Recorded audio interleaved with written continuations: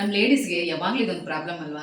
ಹೇಗಿದ್ರು ಇದನ್ನೆಲ್ಲ ಎತ್ತಿಟ್ಕೋತಾ ಇದ್ದಲ್ಲ ಅಂತ ಇವತ್ತು ಇದೊಂದು ವಿಡಿಯೋನ ಹಾಗೆ ಮಾಡ್ಕೊಂಡು ಒಂಕಿ ಉಂಗ್ರ ಇದು ಎಷ್ಟು ಗ್ರಾಮ್ ಒಡವೆ ತಗೊಂಡೋದಾಗ ತುಂಬಾನೇ ಹುಷಾರಾಗಿರ್ಬೇಕು. ಮತ್ತೆ ಈ ಬಳೆ ಇದು 45 ಗ್ರಾಮ್ ಚಿನ್ನ ಕಳೆದೋಗ್ಬಿಡ್ತು. ಚೇಂಜ್ ಮಾಡಿ ಹಾಕೊಳ್ತಾ ಇರ್ತೀವಿ ನಾವು. ಚಿಕ್ಕಪೇಟೆಯಲ್ಲಿ ತಂದಿರೋದು ಒಂದು ಬಾಕ್ಸ್ ಅಲ್ಲಿ ಹಾಕಿ ವಾರ್ಡ್ರೋಬ್ ಅಲ್ಲಿ ಇಟ್ಟು ಲಾಕ್ ಮಾಡಿ ನಮ್ಮ ಸ್ಫೂರ್ತಿ ಕೈಲಿ ಕೊಟ್ಟಿದ್ದೀನಿ. ಅದು ಜುಮ್ಕಿ ಮತ್ತೆ ಮಾಟಿ ನಮ್ಮ ಸ್ವಾತಿದು. ಸ್ನಾನ ಮಾಡ್ಕೊಂಡು ರೆಡಿ ಆಗುವಾಗ ಸರ ತೆಗೆದು ನೋಡಿದ್ರೆ full shock. Grey with green combination. ನಾನು ಇದರಲ್ಲಿ ಆರೆಂಜ್ ಕಲರ್ ಹುಡುಕಿದೆ. ಇದೇ ತರ ಲಾಂಗ್ ಫ್ರಾಕ್ ತರನೋ ಒಂದು ಟಾಪ್ ಏನಾದರೂ ಸ್ಟಿಚ್ ಮಾಡ್ಬೋದು. ನನ್ನ ಹತ್ರ ಈ ಥರ ಗೆಜ್ಜೆ ಮಾಟಿ ಇಲ್ಲ, ತಗೋಬೇಕು.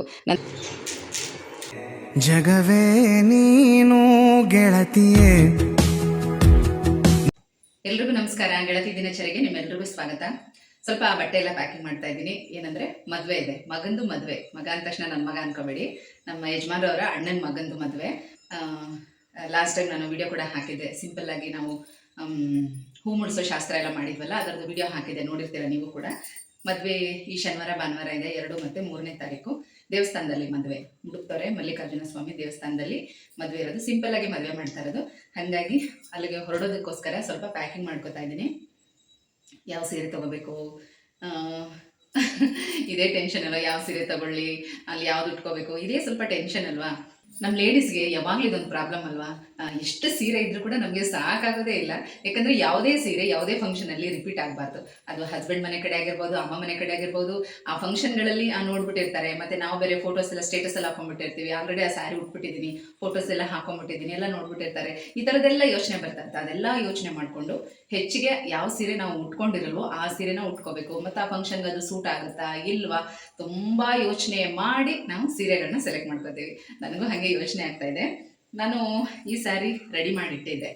ಹೋದ ವರ್ಷ ವರಮಹಾಲಕ್ಷ್ಮಿ ಹಬ್ಬಕ್ಕೆ ತಗೊಂಡಿದ್ದು.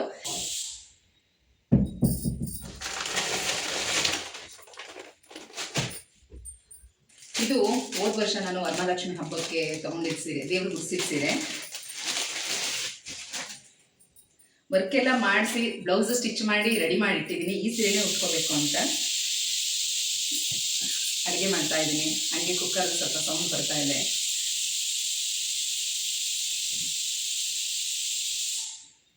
Grey with green combination. ನಾನು ಇದರಲ್ಲಿ ಆರೆಂಜ್ ಕಲರ್ ಹುಡುಕಿದೆ. ಇದೇ ಥರ ಗ್ರೇ ಮತ್ತು ಆರೆಂಜ್ ಕಲರ್ ಕಾಂಬಿನೇಷನ್ ಅಲ್ಲಿ ನೋಡೋಣ ಅಂತ. ಅದು ಬಾರ್ಡರ್ ಅಷ್ಟೊಂದು ಫಿನಿಶಿಂಗ್ ಇರಲಿಲ್ಲ, ಹಾಗಾಗಿ ಗ್ರೇ ಮತ್ತು ಗ್ರೀನ್ ಕಾಂಬಿನೇಷನಲ್ಲೇ ತೊಗೊಂಡೆ. ಇನ್ನೂ ಕೂಡ ಉಟ್ಕೊಂಡೇ ಇಲ್ಲ. ಯಾವ ಫಂಕ್ಷನ್ ಉಡಬೇಕು ಅಂತ ಇದೆಯೋ ಏನೋ ಗೊತ್ತಿಲ್ಲ. ಐರನ್ ಎಲ್ಲ ಮಾಡಿಸ್ಬೇಕಿತ್ತು. ಮತ್ತು ನನಗೆ ಮತ್ತೆ ನಾನು ಚೇಂಜ್ ಮಾಡ್ಕೊಂಡೆ, ಯಾಕಂದರೆ ಈ ಸೀರೆ ಬೇಡ ಅಂತ ಅನ್ನಿಸ್ತು. ಈ ಥರ ವರ್ಕ್ ಮಾಡಿಸಿದ್ದೀನಿ ನೋಡಿ. ಟ್ಯಾಗ್ ಇಟ್ಟಿಲ್ಲ. ಒಂದ್ಸಲ ಬ್ಲೌಸ್ ಹಾಕೊಂಡು ನೋಡಿ ಆಮೇಲೆ ಟ್ಯಾಗ್ ಬೇಕು ಅನ್ಸಿದ್ರೆ ಇಡೋಣ, ಇಲ್ಲ ಹಾಗೆ ಫಿಟ್ಟಿಂಗ್ ಇದ್ದರೆ ಬೇಡ ಅಂಥೇಳಿ ಟ್ಯಾಗ್ ಒಂದು ಹಾಕಿಲ್ಲ ಅಷ್ಟೇ. ಸ್ಲೀವ್ ಎಲ್ಲ ಈ ಥರ ವರ್ಕ್ ಮಾಡ್ತಿದ್ದೀನಿ. ಇದೊಂದು ಸಿಂಪಲ್ ಸೀರೆ ತೊಗೊಂಡಿದ್ದೀನಿ. ನೈಟ್ ಮಲಗುವಾಗ ಹಾಕೊಂಡ್ರಾಯ್ತು, ಅಥವಾ ಮತ್ತೆ ಯಾವುದಕ್ಕೂ ಇರಲಿ ಅಂತೇಳಿ ಇದೊಂದು ಸಿಂಪಲ್ ಸೀರೆ ತೊಗೊಂಡಿದ್ದೀನಿ. ನನಗೆ ಬ್ಲ್ಯಾಕ್ ರೆಡ್ ಕಾಂಬಿನೇಷನ್ ತುಂಬ ಇಷ್ಟ. ಸಿಂಪಲ್ ಸೀರೆ ಆ ಥರದ್ರಲ್ಲಿ ಒಂದು ಇರಲಿ ಅಂತ ತೊಗೊಂಡೆ. ಸ್ವಲ್ಪ ದಿನ ಉಟ್ಕೋಬೋದು. ಆಮೇಲೆ ಬೇಕಾದರೆ ಇದರಲ್ಲಿ ಲಾಂಗ್ ಫ್ರಾಕ್ ಥರನೋ ಒಂದು ಟಾಪ್ ಏನಾದರೂ ಸ್ಟಿಚ್ ಮಾಡ್ಬೋದು. ಅದಕ್ಕೋಸ್ಕರ ಈ ಕಲರ್ಗೋಸ್ಕರ ಈ ಸ್ಯಾರಿ ತೊಗೊಂಡಿದ್ದು. ಈ ಸೀರೆ ನಮ್ಮ ಮನೆ ಗೃಹ ಪ್ರವೇಶದಲ್ಲಿ ನನ್ನ ತಂಗಿ ಹುಡಿ ತುಂಬೋದಕ್ಕೆ ಅಂತ ಕೊಟ್ಟಿದ್ದು ಸೀರೆ. ಇದು ಸೆಮಿ ಕ್ರೇಪ್. ಇದು ಮಳೆ ಬಂದ್ರೂ ಮತ್ತು ತುಂಬ ಬಿಸಿಲಿರೋದ್ರಿಂದನೂ ಉಟ್ಕೊಳ್ಳೋದಕ್ಕೂ ಸ್ವಲ್ಪ ಸಾಫ್ಟ್ ಆಗಿದೆ. ಮತ್ತು ಮಳೆ ಬಂದ್ರೂ ಏನೂ ಪ್ರಾಬ್ಲಮ್ ಇಲ್ಲ ಅಂಥೇಳಿ ಫೈನಲ್ ಆಗಿ ಈ ಸೀರೆನೇ ಉಟ್ಕೊಳ್ಳೋಣ ಅಂತ ತೆಗೆದಿಟ್ಟಿದ್ದೀನಿ. ಮತ್ತು ಇದರದ್ದು ಬ್ಲೌಸು ತುಂಬ ಸಿಂಪಲಾಗಿ ಸ್ಟಿಚ್ ಮಾಡ್ಕೊಂಡಿದ್ದೆ. ಬೋಟ್ ನೆಕ್ ಇಟ್ಟು ಸಿಂಪಲಾಗಿ ಸ್ಟಿಚ್ ಮಾಡಿದೆ, ಏನೂ ವರ್ಕ್ ಎಲ್ಲ ಬೇಡ ಅಂತ ಹೇಳಿ. ಇದಕ್ಕೇನಂದರೆ ಸಿಂಪಲಾಗಿ ಕ್ರಿಸ್ಟಲ್ ಮಣಿದು ಕುಚ್ಚು ಹಾಕ್ಸಿರೋದು. ಎಲ್ಲ ಸ್ಯಾರಿಗೂ ನನ್ನ ತಂಗಿನೇ ಕುಚ್ಚು ಹಾಕೋದು. ಈ ಸೀರೆನ ತೊಗೊಂಡು ಹೋಗ್ತಾ ಇದ್ದೀನಿ. ಈ ಸೀರೆನ ಉಟ್ಕೊಳ್ಳೋದು ಅಂತ ಫೈನಲ್ ಆಯಿತು. ಮತ್ತು ಸಿಂಪಲ್ಲಾಗಿ ದೇವಸ್ಥಾನದ ಹತ್ರ ಮದುವೆ ಆಗ್ತಿರೋದ್ರಿಂದ ಈ ಸೀರೆನೇ ಸಾಕು ಅಂತ ಫೈನಲ್ ಮಾಡಿದ್ದೀನಿ. ಹಾಗೆ ಇದೊಂದು ವರ್ಕ್ ಸ್ಯಾರಿ ಇರಲಿ ಅಂತ ಎತ್ತಿಟ್ಕೊಂಡಿದ್ದೀನಿ. ಯಾಕೆ ಅಂತಂದರೆ ಏನಾದರೂ ಯಾವುದಕ್ಕೂ ಇರಲಿ ನೋಡೋಣ, ನೈಟ್ ಏನಾದರೂ ಆದರೆ ಉಟ್ಕೊಳ್ಳೋಣ. ನೈಟ್ ಶಾಸ್ತ್ರಗಳಿರುತ್ತೆ, ವಿಳ್ಳಿ ಶಾಸ್ತ್ರ ಅದೆಲ್ಲ ಇರುತ್ತೆ ಅಂತೇಳಿ ಸಿಂಪಲ್ಲಾಗಿ ಇದೊಂದು ವರ್ಕ್ ಸ್ಯಾರಿನ ತೊಗೊಳ್ತಾ ಇದ್ದೀನಿ ಅಷ್ಟೇ. ಇದಿಷ್ಟು ನನ್ನ ಮದುವೆ ಸೀರೆ ಪ್ಯಾಕಿಂಗ್.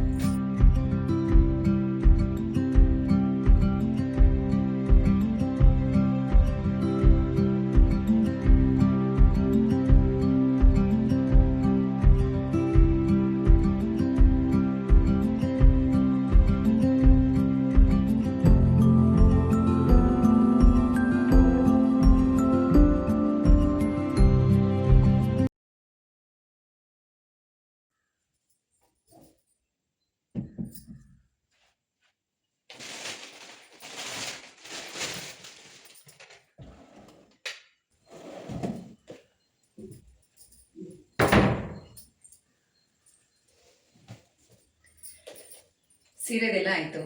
ಇನ್ನು ಒಡವೆ ಏನು ಹಾಕ್ಕೊಳ್ಳೋದು ಇದನ್ನು ಯೋಚನೆ ಮಾಡ್ತೀವಿ ಅಲ್ವಾ. ಆ, ಏನೇ ಅಂದರೂ ಮದುವೆ ಮನೆಗೆ ಒಡವೆ ತೊಗೊಂಡು ಹೋಗಬೇಕು ಅಂದರೆ ಸ್ವಲ್ಪ ಭಯನೇ ಇರುತ್ತೆ. ಅದರಲ್ಲೂ ನನಗಂತೂ ಆಗಿರೋ ಒಂದು 2 ಎಕ್ಸ್ಪೀರಿಯನ್ಸಿಂದ ತುಂಬಾ ಭಯ, ತುಂಬ ಪಾಠನೂ ಕಲ್ತಿದ್ದೀನಿ. ಎಷ್ಟು ಕೇರ್ಫುಲ್ ಆಗಿದ್ರೂ ಸಾಲಲ್ಲ ಮದುವೆ ಮನೇಲಿ. ನಾನೇನಂತಂದರೆ ಬಿಚ್ಚಿಡೋದಕ್ಕೆ ಹೋಗಲ್ಲ.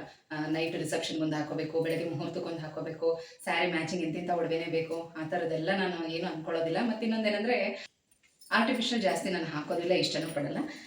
ಹೆಚ್ಚಿಗೆ ಏನಂದರೆ ಏನಾದರೂ ಒಂದು ಸರ ಒಂದು ಹಾಕ್ಕೊಂಡಿರ್ತೀನಿ ಅಷ್ಟೇ. ಕಿವಿದೆಲ್ಲ ಆಲ್ಮೋಸ್ಟ್ ಹೆಚ್ಚಿಗೆ ನಾನು ಆರ್ಟಿಫಿಷಿಯಲ್ ಯೂಸ್ ಮಾಡೋದು ಇಲ್ಲ, ಏನೂ ನನಗೆ ಅದು ಇಷ್ಟನೂ ಆಗಲ್ಲ.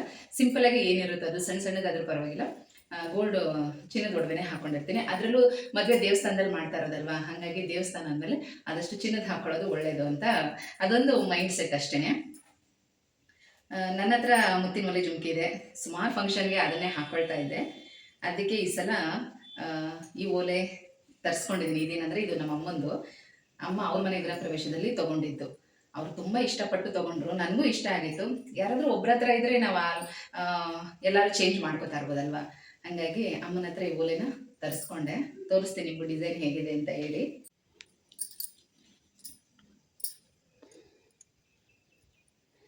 ಇದೊಂದು ವಂಕಿ ಉಂಗುರ. ಇದು ಎಷ್ಟು ಗ್ರಾಮ್ ಇದೆ ಅಂತ ಲಾಸ್ಟ್ ಟೈಮ್ ಕೂಡ ಕೇಳ್ತಾ ಇದ್ರಿ. ಇದು 8 ಗ್ರಾಮ್ ಇದೆ. ಮತ್ತು ನನಗೆ ಡಬಲ್ ಲೈನ್ ಇಷ್ಟ ಇರಲಿಲ್ಲ, ಸಿಂಗಲ್ ಲೈನೇ ಸಾಕು ಅಂತ ಹೇಳಿ ಈ ಥರ ವೈಟ್ ಮತ್ತು ರೆಡ್ ಸ್ಟೋನ್ ಕಾಂಬಿನೇಷನಲ್ಲಿ. ಈಗೆಲ್ಲ ಇದಕ್ಕೆ ಇನ್ನು ಸಣ್ಣ ವೈಟ್ ಸ್ಟೋನಲ್ಲಿ ಒಂದೇ ಲೈನ್ ಬರೋ ಥರನೂ ಇರುತ್ತೆ. ಅದು ಇನ್ನೂ ತುಂಬ ಲುಕ್ಕಾಗಿರುತ್ತೆ, ತುಂಬ ಚೆನ್ನಾಗಿ ಕಾಣಿಸುತ್ತೆ. ನೀವು ಯಾರಾದರೂ ತೊಗೊಳ್ಬೇಕು ಅಂದ್ಕೊಂಡಿದ್ರೆ ಆ ಥರನೇ ತೊಗೊಳ್ಳಿ. ಇದು ಈ ರೀತಿ ಡಬಲ್ ಲೈನ್ಗಿಂತ ಸಿಂಗಲ್ ಒಂದು ವೈಟ್ ಸ್ಟೋನ್ ತುಂಬ ಚೆನ್ನಾಗಿ ಕಾಣಿಸುತ್ತೆ.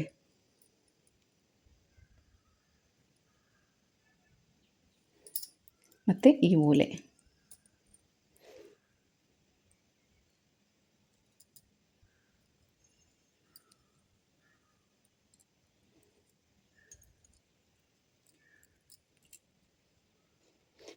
ಮತ್ತು ಈ ಗೆಜ್ಜೆ ಮಾಟಿ, ಇದು ಜುಮ್ಕಿ ಮತ್ತು ಮಾಟಿ ನಮ್ಮ ಸ್ವಾತಿದು. ಇದಕ್ಕೆ ಮ್ಯಾಚ್ ಆಗುತ್ತೆ ಅಂತ ಹೇಳಿ ತರಿಸ್ಕೊಂಡಿದ್ದೀನಿ ಈ ಓಲೆಗೆ. ಅಮ್ಮ ಈ ಓಲೆ ಜೊತೆಗೆ ಸುತ್ತಮಾಟಿ ಹಾಕ್ಕೊಳ್ತಾ ಇರ್ತಾರೆ. ಹಿಂದೇನೂ ಓಪನ್ ಇಲ್ಲ ನೋಡಿ, ಎಲ್ಲ ಕ್ಲೋಸ್ ಇದೆ. ಈ ಓಲೆ ಬಂದು 6 ಗ್ರಾಮ್ ಇರ್ಬೋದು ಅಂದ್ಕೊಳ್ತೀನಿ. ಅಮ್ಮ ಮನೆ ಗೃಹ ಪ್ರವೇಶ ಟೈಮಲ್ಲಿ ಅವ್ರು ತೊಗೊಂಡಿದ್ದು. ಗ್ರೀನ್ ಸ್ಟೋನ್ ಇರಲಿ, ಆಲ್ಮೋಸ್ಟ್ ಯಾವಾಗಲೂ ಈ ಓಲೆ ಜುಮ್ಕಿ ಎಲ್ಲ ನಾವು ತೊಗೊಂಡ್ರೆ ಏನು ಮಾಡ್ತೀವಿ, ವೈಟು ರೆಡ್ಡು ಕಾಂಬಿನೇಷನಲ್ಲೇ ಜಾಸ್ತಿ ತೊಗೊಳ್ಳೋದು. ಹಾಗಾಗಿ ಇದು ಗ್ರೀನ್ ಕಲರ್ ಇರಲಿ, ಸೀರೆಗಳಿಗೆಲ್ಲ ಮ್ಯಾಚ್ ಆಗುತ್ತೆ ಅಂಥೇಳಿ ತೊಗೊಂಡಿದ್ದು. ಇದ್ರ ಜೊತೆಗೆ ಈ ರೀತಿ ಪ್ಲೈನ್ ಜುಮ್ಕಿ ಹಾಕ್ಕೊಳ್ತಾ ಇರ್ತೀವಿ. ನಾವು ಯಾರಾದರೂ ಹಾಕ್ಕೊಂಡ್ರೆ ಈ ಥರ ಹಾಕ್ಕೊಳ್ತೀವಿ. ಅಮ್ಮ ಹಾಕ್ಕೊಂಡ್ರೆ ಬರೀ ಓಲೆ ಹಾಕ್ಕೊಳ್ತಾರೆ, ಇದ್ರ ಜೊತೆಗೆ ಸುತ್ತ ಮಾಟಿ ಹಾಕ್ಕೊಳ್ತಾರೆ. ನನ್ನ ಹತ್ರ ಈ ಥರ ಗೆಜ್ಜೆ ಮಾಟಿ ಇಲ್ಲ, ತೊಗೋಬೇಕು.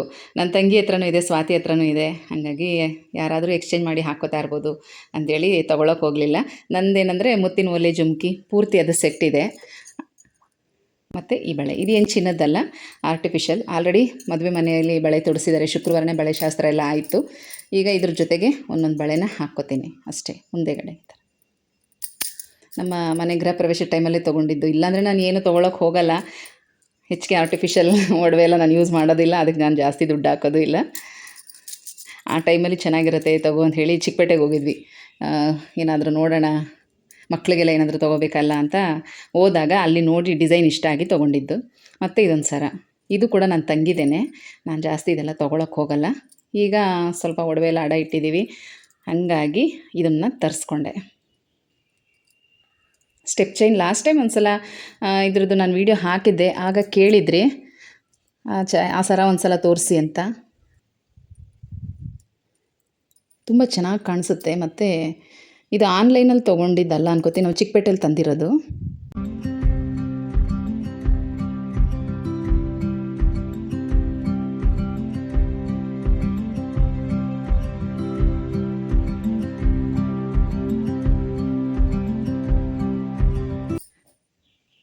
ನೋಡಿದ್ರಲ್ಲ, ನನಗೆ ವಿಡಿಯೋದಲ್ಲೆಲ್ಲ ಒಡವೆ ಎಲ್ಲ ತೋರಿಸ್ಬೇಕು ಅಂತ ಆಸೆ ಎಲ್ಲ ಏನಿಲ್ಲ, ಹಾಕ್ಕೊಂಡಾಗ ಕೇಳ್ತಾ ಇರ್ತೀರಾ. ಲಾಸ್ಟ್ ಟೈಮ್ ಕೂಡ ಮುತ್ತಿನ ಒಲೆ ಜುಮ್ಕಿ ತೋರಿಸಿ ಮತ್ತು ಈ ವಂಕಿ ಉಂಗುರ ಎಲ್ಲ ತೋರಿಸಿ ಅಂತ ಕೇಳಿದ್ರಿ. ಹಾಗಾಗಿ ಹೇಗಿದ್ರು ಇದನ್ನೆಲ್ಲ ಎತ್ತಿಟ್ಕೊತಾ ಇದ್ನಲ್ಲ ಅಂತ ಇವತ್ತು ಇದೊಂದು ವಿಡಿಯೋನ ಹಾಗೆ ಮಾಡಿಕೊಂಡೆ ಅಷ್ಟೇ. ನನಗೆ ತುಂಬ ಇಷ್ಟ ಆಯಿತು ಈ ಓಲೆ ಡಿಸೈನ್ ಹೇಗಿದೆ ಅಂತ ಕಮೆಂಟಲ್ಲಿ ಹೇಳಿ. ಮತ್ತು ಇನ್ನೊಂದೇನೆಂದರೆ, ಈ ಮದುವೆ ಮನೆಗಳಲ್ಲಿ ಒಡವೆ ತೊಗೊಂಡೋದಾಗ ತುಂಬಾ ಹುಷಾರಾಗಿರಬೇಕು. ನನ್ನ ಕ್ಲೋಸ್ ಫ್ರೆಂಡ್ದೇನೆ ಅವ್ರದ್ದೇ ರಿಲೇಟಿವ್ಸ್ ಮದುವೆನಲ್ಲಿ 65 ಗ್ರಾಮ್ ಚಿನ್ನ ಕಳೆದೋಗ್ಬಿಡ್ತು. ಆವತ್ತಿಂದ ತುಂಬ ಭಯ. ಏನೇ ಇದ್ರೂ ಮೈ ಮೇಲೆ ಹಾಕ್ಕೊಂಡಿರ್ತೀನಿ, ಮಲಗುವಾಗಲೂ ಕೂಡ ತೆಗಿಯಲ್ಲ. ಮದುವೆ ಮನೆ ಮೇಲೆ ಮಲಗೋದಕ್ಕೆ ಟೈಮ್ ಎಲ್ಲಿರುತ್ತೆ ಬಿಡಿ ಅಲ್ವಾ, ನೈಟ್ ಪೂರ್ತಿ ಅದಿದು ಶಾಸ್ತ್ರಗಳಂತ ಇದ್ದೇ ಇರುತ್ತೆ. ಮಲ್ಕೊಂಡ್ರೆ ಒಂದು ಹೆಚ್ಚು ಅಂದರೆ 1 ಅವರ್ 2 ಅವರ್ ಮಲಗ್ಬೋದು ಅಷ್ಟೇ. ಅಥವಾ ಮನೆ ಏನಾದರೂ ಹತ್ತಿರದಲ್ಲಿದ್ದರೆ ಬಂದು ಚೇಂಜ್ ಮಾಡಿಕೊಂಡು ನಾವು ಸ್ನಾನ ಮಾಡಿ ರೆಡಿ ಆಗೋಕ್ಕೆ ಟೈಮ್ ಇರುತ್ತೆ, ಮನೆ ಹತ್ತಿರದಲ್ಲಿದೆ ಅನ್ನೋ ಥರ ಆದರೆ ತೊಗೊಂಡು ಹೋಗಿರ್ತೀನಿ. ಅಥವಾ ಮನೆಯಲ್ಲಿ ಇಟ್ಟು ಬಂದು ಚೇಂಜ್ ಮಾಡ್ಕೊಂಡು ಹೋಗೋದು, ಈ ಥರದ್ದು ಏನಾದರೂ ಮಾಡ್ಕೊಳ್ತೀವಿ. ಈ ರೀತಿ ಸ್ವಲ್ಪ ದೂರ ಎಲ್ಲಾದರೂ ಹೋಗಬೇಕು ಅಂತಂದಾಗ ಎರಡೆರಡು ಸೆಟ್ ಒಡವೆ ತೊಗೊಂಡು ಹೋಗೋದು, ನೈಟ್ಗೆ ಒಂಥರ ಬೆಳಗ್ಗೆಗೆ ಒಂಥರ ಆ ಥರದ್ದೆಲ್ಲ ಏನು ಅಂದ್ಕೊಳ್ಳಲ್ಲ. ಏನೇ ಇದ್ರೂ ಒಂದೇ ಥರನೇ ಇರಬೇಕಷ್ಟೇ. ಮೈ ಮೇಲಿದ್ರೇ ಸೇಫ್ ಅನಿಸುತ್ತೆ. ನಾವು ಬ್ಯಾಗಲ್ಲಿ ಇಟ್ಕೊಳ್ತೀವಿ, ಪರ್ಸಲ್ಲಿ ಇಟ್ಕೊಳ್ತೀವಿ, ಹ್ಯಾಂಡ್ ಬ್ಯಾಗಲ್ಲಿ ಇಡ್ತೀವಿ, ಅಥವಾ ಯಾರ ಕೈಲಾದರೂ ಕೊಟ್ಟಿರ್ತೀವಿ. ಹುಡುಗಿ ರೂಮಲ್ಲಿ ಸೇಫ್ ಆಗಿರುತ್ತೆ, ವಾರ್ಡ್ರೋಬ್ಗಳಿರುತ್ತೆ, ಲಾಕ್ ಇರುತ್ತೆ, ಹುಷಾರಾಗಿ ಇಟ್ಕೋಬೋದು ಅಂತ ಅಂದ್ಕೊಂಡ್ರು ಕೂಡ ಮದುವೆ ಮನೆ ಅಂದಮೇಲೆ ಹೇಳೋಕ್ಕಾಗೋದೇ ಇಲ್ಲ. ಎಲ್ಲರೂ ಬರ್ತಾ ಇರ್ತಾರೆ, ಓಡಾಡ್ತಾ ಇರ್ತಾರೆ, ಹೇಗೆ ಏನು ಅಂತ ಹೇಳೋಕ್ಕಾಗಲ್ಲ. ಏನಿದ್ರು ಒಡವೆ ನಮ್ಮ ಮೈ ಮೇಲಿದ್ರೇ ಸೇಫ್ ಅನಿಸುತ್ತೆ. ತೆಗೆದಿಟ್ಕೊಡೋದು ಅದೆಲ್ಲ ನನಗೆ ಸ್ವಲ್ಪ ಭಯನೇ ಜಾಸ್ತಿ. ಅಮ್ಮ ಮನೆ ಗೃಹಪ್ರವೇಶ ಟೈಮಲ್ಲೂ ಕೂಡ ಅಷ್ಟೇ, ನನ್ನ ತಂಗಿ ಹೀಗೆ ಫೋರ್ಸ್ ಮಾಡಿ, ನನ್ನ ಕಸಿನ್ ಸಿಸ್ಟರು ಅವಳದು ಇದೇ ಥರ ಸ್ಟೆಪ್ ಚೈನ್ ಅವಳದು ಗೋಲ್ಡಲ್ಲೇ ಇದೆ, ತುಂಬ ಚೆನ್ನಾಗಿದೆ, 75 ಗ್ರಾಮು ಅವಳದು ಫುಲ್ ಗೋಲ್ಡಲ್ಲೇ ಇದೆ. ಹಾಕೋ ಚೆನ್ನಾಗಿ ಕಾಣಿಸುತ್ತೆ ಅಂತ ಹೇಳಿ ಒಬ್ರದ್ದೊಬ್ರು ಎಕ್ಸ್ಚೇಂಜ್ ಮಾಡಿ ಹಾಕೊಳ್ತಾ ಇರ್ತೀವಿ. ನಾವು ನೈಟ್ ಒಂದು ಥರ ಹಾಕ್ಕೊಂಡಿದ್ರೆ ಬೆಳಗ್ಗೆಗೆ ಎಲ್ಲರೂ ಮತ್ತೆ ಚೇಂಜ್ ಮಾಡ್ಕೊಂಡು ಹಾಕೊಳ್ತಾ ಇರ್ತೀವಿ.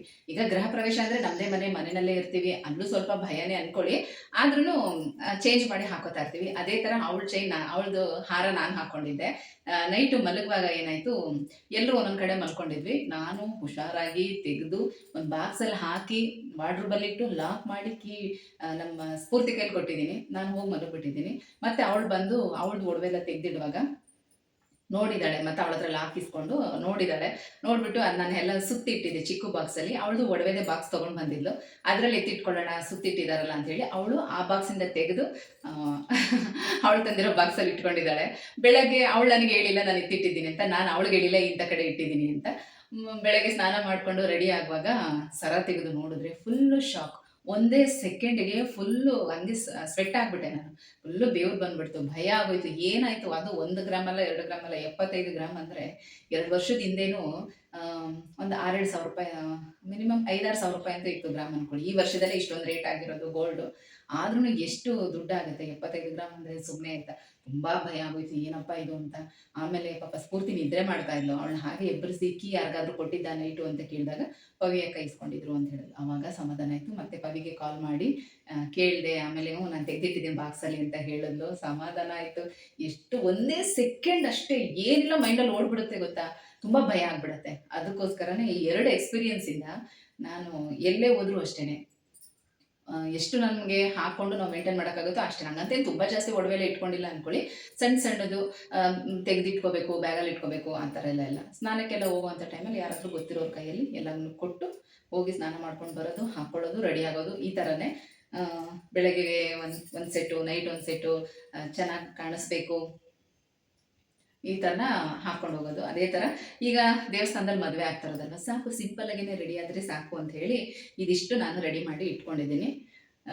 ನೆಕ್ಸ್ಟು ಮದುವೆ ವ್ಲಾಗ್ ಶೇರ್ ಮಾಡ್ತೀನಿ ಹೇಗಿದೆ ಅಂತೇಳಿ. ತುಂಬ ಮದುವೆನೂ ಅಷ್ಟೇ ತುಂಬ ಸಿಂಪಲ್ಲಾಗೇ ಮಾಡ್ಕೊಂಡಿದ್ದು. ಇಬ್ಬರು ಹುಡುಗ ಹುಡುಗಿ ಇಬ್ಬರು ಕೂಡ ರಿಲೇಟಿವೇ ಆಗಿರೋದ್ರಿಂದ ತುಂಬ ಗ್ರ್ಯಾಂಡಾಗೆಲ್ಲ ಏನು ಬೇಡ ಅಂತ ಅಂದ್ಕೊಂಡು ಸಿಂಪಲ್ಲಾಗೇ ಮದುವೆ ಮಾಡ್ಕೊಂಡಿದ್ದು.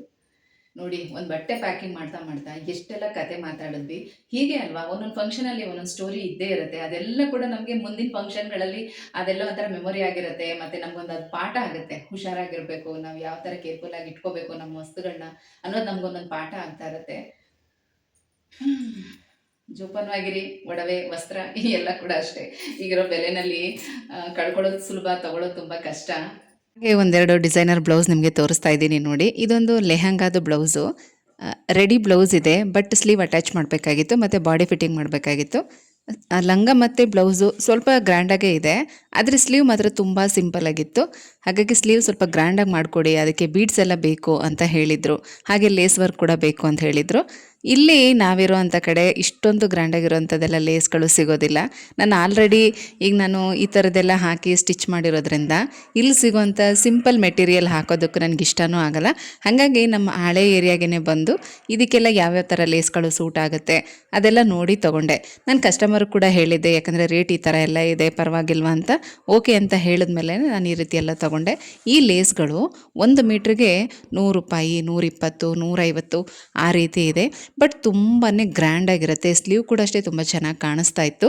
ಅದರಲ್ಲಿ ಒಂದಷ್ಟು ಸ್ಟೋನ್ ಇರೋವಂಥದ್ದು ಮತ್ತು ಬೀಡ್ಸ್ ಇರೋವಂಥದ್ದು ಆ ಥರದ್ದೆಲ್ಲ ಸೆಲೆಕ್ಟ್ ಮಾಡಿಕೊಂಡು ತೊಗೊಂಡು ಇಟ್ಕೊಂಡ್ರೆ ನೆಕ್ಸ್ಟ್ ಯಾವುದಾದ್ರೂ ಬ್ಲೌಸ್ಗೆ ಕಸ್ಟಮರ್ ಸ್ವಲ್ಪ ಗ್ರ್ಯಾಂಡಾಗಿರೋದು ಬೇಕು ಅಂತ ಕೇಳಿದ್ರೆ ಯೂಸ್ ಆಗುತ್ತೆ ಅಂತ ಹೇಳಿ ನಾರ್ಮಲ್ ಕಲರ್ ಗೋಲ್ಡ್ ಕಲರ್ ಇರೋವಂಥದ್ದನ್ನು ತೊಗೊಂಡಿದ್ದೀನಿ. ಅವ್ರದ್ದು ಒಂದು 3 ಬ್ಲೌಸ್ಗೆ ಇದೇ ಥರ ಗ್ರ್ಯಾಂಡ್ ಡಿಸೈನ್ ಬೇಕಿತ್ತು. ಹಾಗಾಗಿ ಆ 3 ಬ್ಲೌಸ್ಗೂ ಸೂಟ್ ಆಗೋ ಥರ ಸ್ವಲ್ಪ ಲೇಸ್ಗಳನ್ನ ಇಲ್ಲಿ ತೊಗೊಂಡಿದ್ದೀನಿ. ಹಾಗೆ ಯಾವ ಥರ ಇಲ್ಲಿ ಅಟ್ಯಾಚ್ ಮಾಡಿ ಸ್ಲೀವ್ ಡಿಸೈನ್ ಮಾಡಿದ್ದೀನಿ ಅಂತ ಕೂಡ ಇದೇ ವಿಡಿಯೋದಲ್ಲೇ ತೋರಿಸಿದ್ದೀನಿ. ವಿಡಿಯೋನ ಕೊನೆ ತನಕ ನೋಡಿ. ಒಂದು ಮೈಂಡಲ್ಲಿ ಕಲರೆಲ್ಲ ಕೂಡ ಸೆಲೆಕ್ಟ್ ಮಾಡಿ ತೊಗೊಂಡು ಬಂದುಬಿಟ್ಟೆ. ಆದರೆ ನಾವು ತಂದ ಮೇಲೆ ಅದು ಆ ಬ್ಲೌಸ್ಗೆ ಸೂಟ್ ಆಗುತ್ತಾ ಇಲ್ವಾ ಅಂತ ಕೂಡ ನೋಡಬೇಕಲ್ವ. ಆದರೆ ಪರ್ಫೆಕ್ಟಾಗಿ ಸೂಟ್ ಆಯಿತು. ಹ್ಯಾಂಡ್ ಎಂಬ್ರಾಯ್ಡಿಂಗ್ ಮಾಡಿರೋ ಥರನೇ ಇತ್ತು ತೊಗೊಂಡು ಬಂದಿರೋ ಲೇಸ್. ಕಸ್ಟಮರ್ ಈ ಡಿಸೈನ್ನ ಸೆಲೆಕ್ಟ್ ಮಾಡಿದ್ದಾರೆ. ಈಗ ಈ ಬ್ಲೌಸ್ಗೆ ಈ ಡಿಸೈನ್ ಮಾರ್ಕಿಂಗ್ ಮಾಡ್ತಾಯಿದ್ದೀನಿ. ಇಲ್ಲಿ ಒಂದು ಮಿಸ್ಟೇಕ್ ಏನಾಯಿತು ಗೊತ್ತಾ, ಕಟಿಂಗ್ ಮಾಡುವಾಗ ಫೋನ್ ಆನಲ್ಲೇ ಇಟ್ಟಿದ್ದೀನಿ. ಕಟಿಂಗ್ ಎಲ್ಲ ಆದಮೇಲೆ ಸ್ಟಿಚ್ಚಿಂಗಿಗೆ ಫೋನ್ನ ಸೆಟ್ ಮಾಡಿಕೊಂಡು ನಾನು ಮತ್ತೆ ಕ್ಯಾಮ್ರಾ ಆನ್ ಮಾಡೋದನ್ನು ಮರ್ತೋಗಿದ್ದೀನಿ. ವಿಡಿಯೋ ಪಾಸಲ್ಲೇ ಇದೆ.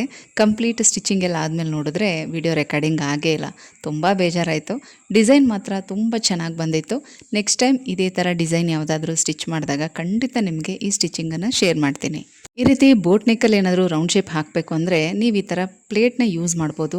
ಶೇಪ್ ಅಂತೂ ತುಂಬ ಚೆನ್ನಾಗಿ ಬರುತ್ತೆ. ಹಾಗೆ ಮಾರ್ಕಿಂಗ್ ಹಾಕೋದಕ್ಕಿಂತ ಈ ರೀತಿ ರೌಂಡ್ ಶೇಪ್ನ ಹಾಕ್ಕೊಂಡ್ರೆ ತುಂಬ ನೀಟಾಗಿ ಬರುತ್ತೆ. ಬ್ರಾಡ್ ಎಷ್ಟು ಬೇಕೋ ಅಷ್ಟು ನೋಡಿಕೊಂಡು ನಾವು ಅಡ್ಜಸ್ಟ್ ಮಾಡ್ಕೊಂಡು ಮಾರ್ಕ್ ಹಾಕೋಬೋದು. ಫಿನಿಶಿಂಗ್ ಆದಮೇಲೆ ಬ್ಲೌಸ್ ಕೂಡ ಅಷ್ಟೇ ತುಂಬ ಚೆನ್ನಾಗಿ ಬಂತು. ಹಾಗೆ ಈ ಬ್ಲೌಸ್ ಕೆಲಸನೂ ಕೂಡ ಅಷ್ಟೇ ಇತ್ತು ಬಿಡಿ. ಯಾಕಂದರೆ ಲೇಸ್ ವರ್ಕ್ ಆಗಿರ್ಬೋದು ಮತ್ತು ಸ್ಲೀವ್ಗೆ ಮಣಿ ವರ್ಕ್ ಆಗಿರ್ಬೋದು ತುಂಬಾ ಟೈಮ್ ತೊಗೊಳ್ತು. ಈ ಒಂದು ಬ್ಲೌಸ್ನ ಸ್ಟಿಚ್ ಮಾಡೋದಕ್ಕೆ ನನಗೆ ಫುಲ್ ಡೇ ಆಗಿದೆ. ಒಂದು ದಿನಕ್ಕೆ ಇದು ಒಂದೇ ಬ್ಲೌಸೇ ಫಿನಿಶಿಂಗ್ ಆಗಿದ್ದು. ಈ ಲೇಸು ಕೂಡ ಇದಕ್ಕೆ ತುಂಬ ಚೆನ್ನಾಗಿ ಸೆಟ್ ಆಯಿತು. ಬ್ಲೌಸ್ ಫಿನಿಶಿಂಗ್ ಆದಮೇಲೆ ಹ್ಯಾಂಡ್ ಎಂಬ್ರಾಯ್ಡಿಂಗ್ ಮಾಡಿರೋ ಥರನೇ ಈ ಡಿಸೈನ್ ತುಂಬ ಚೆನ್ನಾಗಿ ಕಾಣಿಸ್ತಾ ಇತ್ತು. ಬ್ಲೌಸ್ ನೋಡಿ ನಿಮಗೂ ಹೇಗೆ ಅನ್ನಿಸ್ತು ಅನ್ನೋದನ್ನು ಕಮೆಂಟಲ್ಲಿ ತಿಳಿಸಿ. ಫೈನಲಿ ನೋಡಿ ಈ ಬ್ಲೌಸ್ ಫಿನಿಶಿಂಗ್ ಈ ರೀತಿ ಆಗಿದೆ. ಸ್ಲೀವ್ ಡಿಸೈನ್ ಮತ್ತು ಬ್ಯಾಕ್ ನೆಕ್ ಡಿಸೈನ್ ಹೇಗಿದೆ ಅಂತ ಹೇಳಿ. ಇದು ಕಾಂಟ್ರಾಸ್ಟ್ ಕಲರ್ ಕೊಟ್ಟಿದ್ರೆ ಇನ್ನೂ ಲುಕ್ ಆಗಿರ್ತಾಯಿತ್ತು. ಬಟ್ ಸ್ಯಾರಿ ಜಿಗ್ಜಾಗು ಫಾಲೆಲ್ಲ ಆಗಿಬಿಟ್ಟಿತ್ತು. ಹಾಗಾಗಿ ಬ್ಲೌಸ್ ಸೇಮ್ ಕಲರಲ್ಲೇ ಬ್ಯಾಕ್ ಡಿಸೈನ್ ಮಾಡಿದ್ದೀನಿ. ನೆಕ್ ಫಿನಿಶಿಂಗ್ ಆದಮೇಲೆ ಉಳಿದಿರುವಂಥ ಲೇಸನ್ನು ಈ ರೀತಿ ಸ್ಲೀವ್ಗೂ ಕೂಡ ಕೊಟ್ಟಿದ್ದೀನಿ. ಅದ್ರ ಕೆಳಗಡೆ ಈ ರೀತಿ ಬೀಡ್ಸ್ ಲೇಸನ್ನು ಹಾಕಿದ್ದೀನಿ. ಮತ್ತು ಇದನ್ನು ಬಫ್ ಕೊಟ್ಟು ಸ್ಟಿಚ್ ಮಾಡಿರುವಂಥದ್ದು. ಬ್ಲೌಸ್ ಅಂತೂ ತುಂಬ ಚೆನ್ನಾಗಿ ಬಂದಿತ್ತು. ಕಸ್ಟಮರ್ ಕೂಡ ತುಂಬಾ ಖುಷಿಪಟ್ಟರು. ಇದು ಲೆಹಂಗಾ ಬ್ಲೌಸ್ದು ಸ್ಲೀವ್ ಫಿನಿಶಿಂಗ್ ಡಿಸೈನ್ ಹೇಗೆ ಬಂದಿದೆ ಅಂತ ನೋಡಿ. ತುಂಬ ಚೆನ್ನಾಗಿದೆ. ನನಗೂ ಕೂಡ ತುಂಬ ಇಷ್ಟ ಆಯಿತು. ಬಟ್ ಇದು ನೈಟ್ ಹೊತ್ತಲ್ಲಿ ತುಂಬಾ ಶೈನಿಂಗ್ ಆಗಿ ತುಂಬ ಲುಕ್ಕಾಗಿ ಕಾಣಿಸುತ್ತೆ. ಈ ವಿಡಿಯೋನ ಇಲ್ಲಿಗೆ ಎಂಡ್ ಮಾಡ್ತಾ ಇದ್ದೀನಿ. ಇವತ್ತಿನ ವಿಡಿಯೋ ನಿಮ್ಗೆ ಹೇಗೆ ಅನ್ನಿಸ್ತು ಅನ್ನೋದನ್ನು ತಪ್ಪದೆ ಕಮೆಂಟಲ್ಲಿ ತಿಳಿಸಿ. ಅಲ್ಲದೆ ಈ 2 ಬ್ಲೌಸ್ ಡಿಸೈನ್ ಹೇಗಿತ್ತು ಅನ್ನೋದನ್ನು ಕೂಡ ತಪ್ಪದೆ ಕಮೆಂಟಲ್ಲಿ ತಿಳಿಸಿ. ಆಯಿತಾ?